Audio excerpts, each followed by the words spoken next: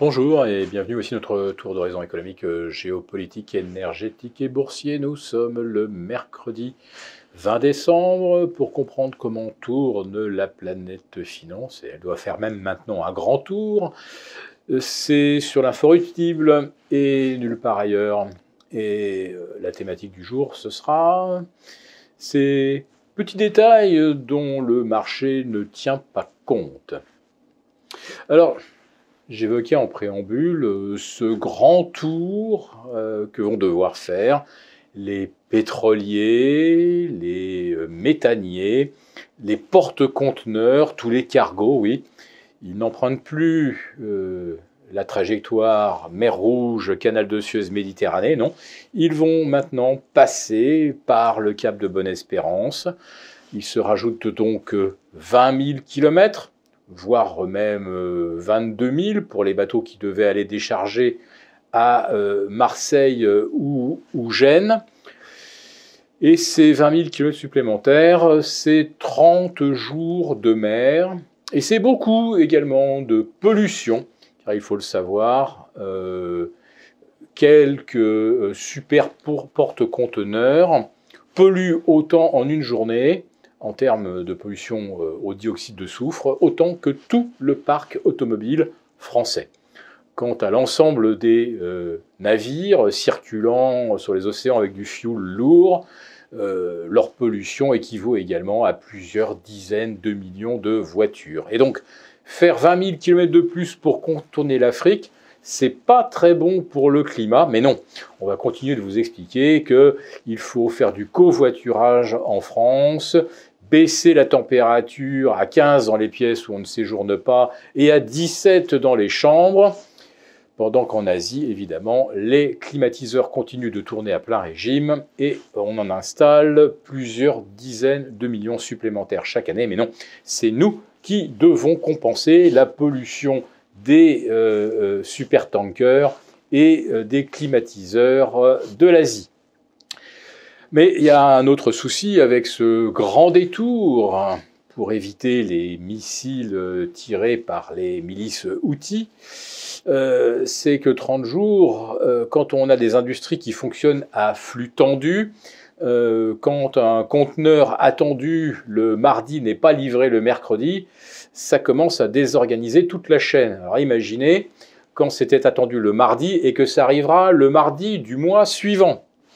Ça risque quand même de créer peut-être un petit ralentissement de la croissance, ce qui ne tombe pas bien, puisque nous allons déjà entrer en récession. Alors pour l'Allemagne, c'est chose faite, et pour l'industrie allemande, on va dire que là, les nuages s'accumulent à l'horizon. La prime à l'achat pour des véhicules électriques est supprimée du jour au lendemain pour des raisons d'orthodoxie et de respect des grands équilibres budgétaires. Et en plus de ça, les constructeurs allemands ne vont pas être livrés à temps, puisque les pièces détachées venant de Chine, généralement, elles arrivent par le canal de Suez, elles arrivent par Gênes, et ensuite elles prennent le train, traversent la Suisse, et sont ensuite livrées dans la Ruhr. Donc, on risque d'avoir pas mal de disruptions au niveau des chaînes de production. Et on est déjà sur un ralentissement, alors lui, conjoncturel de l'activité. Au mois de janvier, au mois de février, on risque de constater des baisses d'activité dont les marchés, pour l'instant, se fichent royalement, puisque mardi soir, le Dow Jones bat un nouveau record absolu, le S&P égale son record absolu, et le Nasdaq 100 bat un nouveau record absolu, avec une hausse qui dépasse maintenant les 53,5%. Autrement dit, c'est la meilleure performance du 21e siècle. La précédente meilleure performance de 53,4 remontait à l'année 2009, mais les technos venaient de perdre 60 ou 70%. Le Nasdaq, moins 55. Il était assez logique, après une chute aussi abyssale, d'assister à un rebond de 50%. Là, on est parti de niveaux qui étaient déjà élevés en termes de valorisation, et maintenant, on est Alors pour les 7 fantastiques, à plus de 50 fois les bénéfices. Les 7 fantastiques, c'est 75% de hausse depuis le début de l'année. Apple illustre d'ailleurs cette progression avec une croissance des bénéfices nulle. Voilà. Donc pour ceux qui nous disent oui mais le marché paye les bons résultats internationaux, on ne regarde pas la conjoncture locale, évidemment ça ne se passe pas bien en Allemagne, mais si le DAX est au record absolu, c'est que ça va bien quelque part dans le monde, eh bien regardez comment ça va bien et dites-moi d'ailleurs où ça va vraiment très bien. En dehors de l'Inde et de la Russie, pour l'instant, il n'y a pas beaucoup de pays qui affichent une croissance étourdissante. Même la Chine, techniquement, actuellement, elle vit une situation de récession. La meilleure preuve, c'est que le nombre de conteneurs qui circulent en Chine est en baisse et l'inflation également. Et là, on a clairement une baisse de l'inflation par la baisse de la pression de la demande. Maintenant qu'on a fait un petit tour d'horizon conjoncturel, on va peut-être regarder aussi ce qui se passe du côté politique. Alors aux États-Unis, Joe Biden va certainement devoir faire face à toutes les accusations qui le visent au travers de ce qu'on a découvert dans le laptop de son fils Hunter. Donc pas sûr que Joe Biden puisse se présenter en novembre prochain. Pas sûr que Donald Trump le puisse non plus. Il semblerait qu'il y ait un tribunal du Colorado qui l'ait quelque part destitué avant même qu'il se présente comme candidat.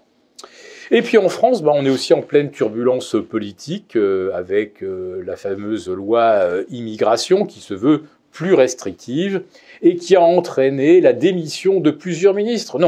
Non, d'un ministre qui s'appelle Aurélien Rousseau, professeur d'histoire géo devenu ministre de la Santé, et dont on se demande d'ailleurs comment il était encore à son poste avant de démissionner en protestation contre un vote avec l'appui des voix d'extrême droite. C'est Aurélien Rousseau qui a déclaré que les effets secondaires du vaccin n'existent pas et qui n'a absolument rien fait pour sortir la France d'une situation de pénurie de médicaments. Alors quand il manque des médicaments, eh bien là, vous ne perdez pas seulement quelques heures aux urgences, vous perdez la vie. Quant aux urgences, eh bien c'est de pire en pire et ce ministre n'a absolument rien fait pour y changer quoi que ce soit. Donc il aurait dû être viré. Bon, eh bien il démissionne, mais globalement, ça ne change pas la face du gouvernement français. Si cette vidéo vous a plu, n'hésitez pas à nous mettre un pouce. Pour vous remercier de votre fidélité, vous pouvez télécharger gratuitement en cliquant le lien ci-dessous un guide complet sur l'investissement dans les matières premières en vue du prochain super cycle qui s'annonce. Merci et à bientôt. Merci beaucoup d'avoir regardé cette vidéo. N'hésitez pas à réagir dans les commentaires ou à liker et partager cette vidéo si le contenu vous a plu. Et pour ne rater aucune de nos prochaines émissions, vous pouvez vous abonner à notre chaîne et activer les notifications. Et pour plus de contenu, n'oubliez pas que le dernier rapport rédigé par nos experts est accessible en cliquant sur le lien de description. On se retrouve tout de suite dans les commentaires et je vous dis à très bientôt pour une prochaine vidéo.